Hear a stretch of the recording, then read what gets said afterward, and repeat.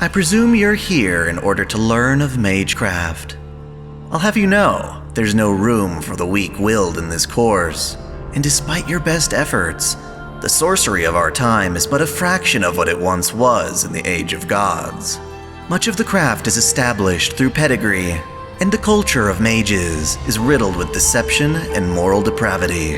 That said, if you insist, I shall do my best to educate you in this miserable, yet fascinating world.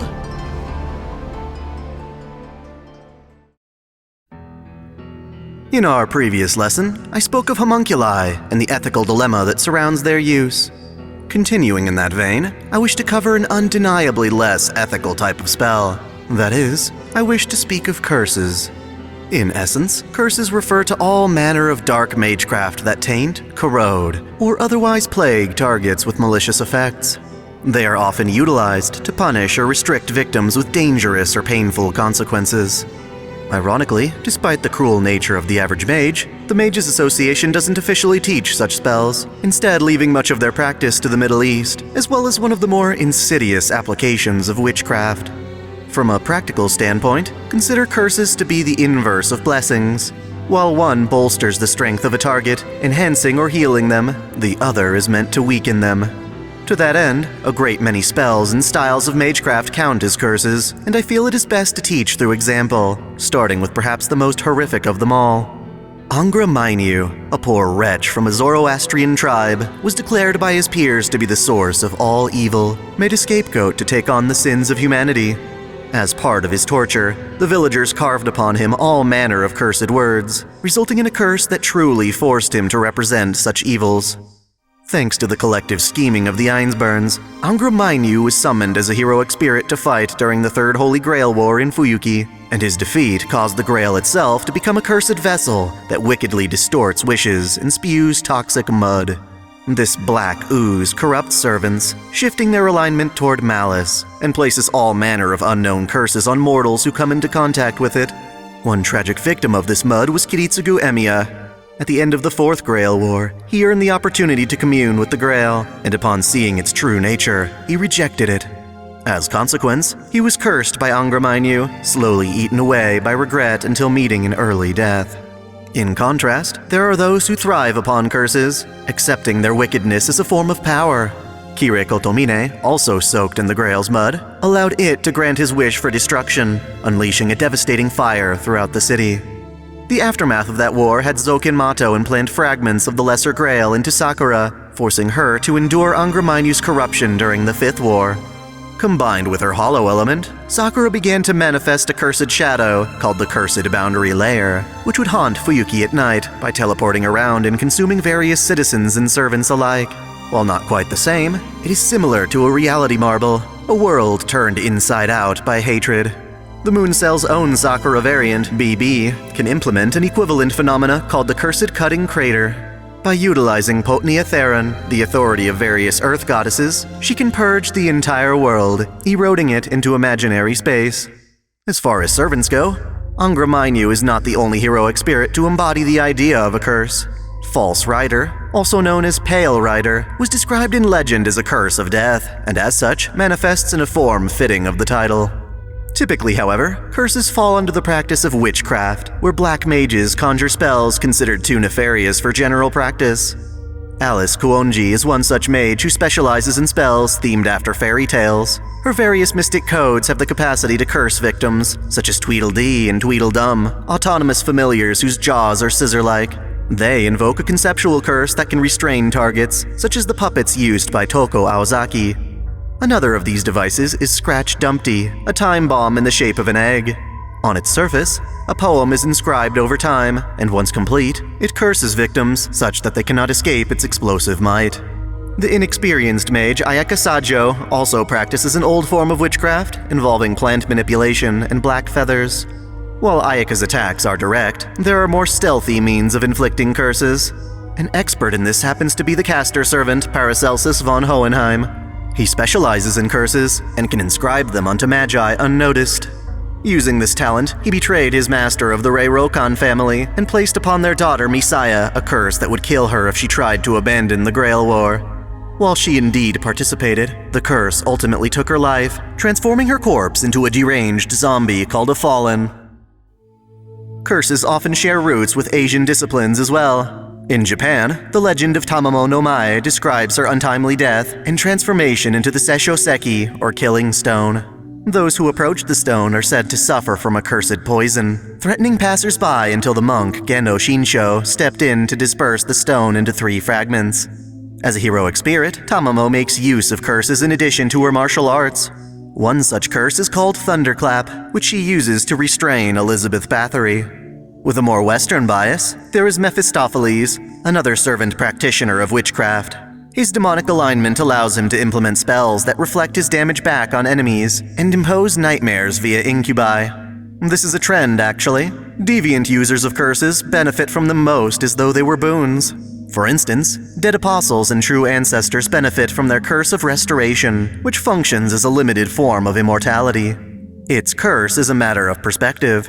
For some, eternal life is cause for celebration. For others, it is eternal suffering. Most assassins possess a skill for presence concealment, allowing them to sneak up on their enemies. King Hassan, however, carries a curse which causes his targets to sense their impending doom as he approaches them. That said, it doesn't seem to impede on his success. In some ways, curses can be thought of as righteous. Hanam, or Hassan of the Cursed Arm, invokes a curse that wards off harsh desert winds. By cursing the wind djinn, he and other practitioners can protect themselves over long journeys. Of course, this is in direct contrast to his arm, which happens to be the arm of Shaitan that curses humans to their death. In Hassan's case, the arm is able to duplicate and crush the hearts of his victims. Indeed, curses can be beneficial for the mages who implement them, but for every curse used, there is someone who suffers from its effects. The mage Kairi Shishigo, for instance, is the victim of a curse that occasionally activates within his family. It prevents him from producing children, serving as a death sentence not for him, but his lineage. More dramatic is the curse that Vali's wife placed upon the hero Rama, preventing him from reuniting with his beloved Sita for the remainder of his life. Even after he is able to rescue her, Rama would continue to pass by his love, only being able to embrace each other upon ascending to the heavens. Sadly, as a heroic spirit, this curse still lingers. The Edelfelt family are specialists with a simple Scandinavian curse known as Gundo. While it has no associated letter, Gundo is still classified as a form of rune magecraft, but functions in the form of mana shots fired from one's finger that, upon impact, ail the health of their victims. As heir to their respective families, both Rin Tosaka and Luvia Edelfelt are adept in firing Gundo shots, and necromancers like Kairi can invoke the curse through severed fingers. The mage heiress Utsumi of Mosaic City can use a more powerful variant of Gundo, known as Freischütz, based upon the German legend of Der Freischütz, told through literature and opera. More specifically, she fires off 7 bullets, the first starting as a standard Gundo, with each successive shot being stronger than the last. The final bullet, however, is cursed to take both her life along with the target's, so she avoids this fate by reloading prior to unleashing the 7th shot.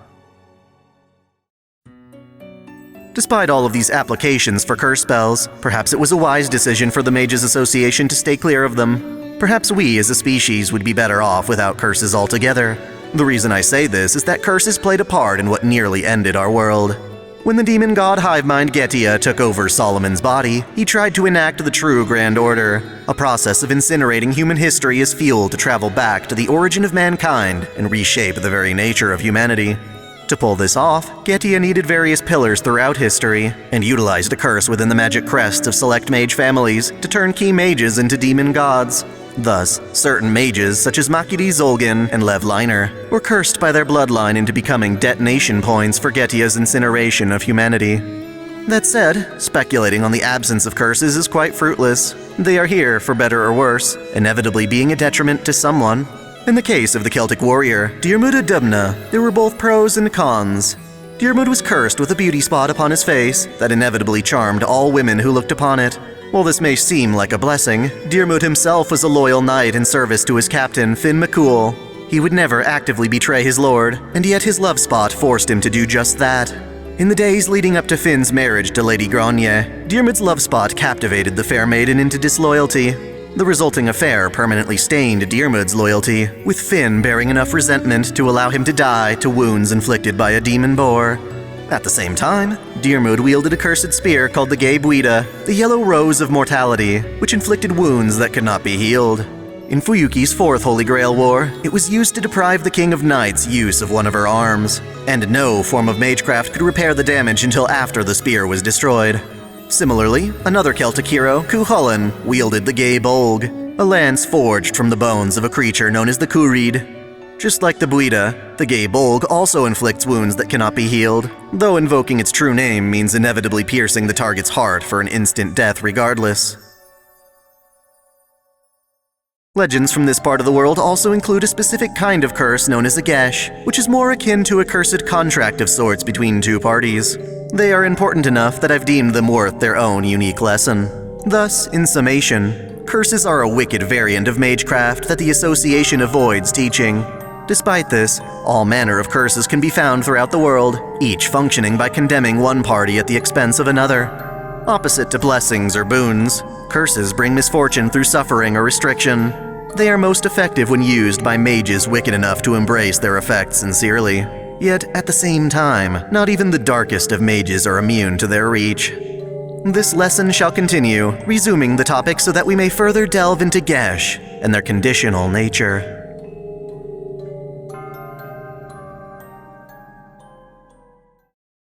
Thanks for watching. If you enjoy this channel, help me beat the algorithm by liking, commenting, and sharing the video, subscribing to Otaku Daikun, and, most of all, smashing that notification bell so you don't miss out on all of my anime discussion, lore, or Let's Play content.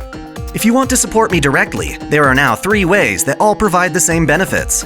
You can click join here on YouTube, or join Patreon or Subscribestar for access to exclusive vids and early access. As always, celebrate your fandom.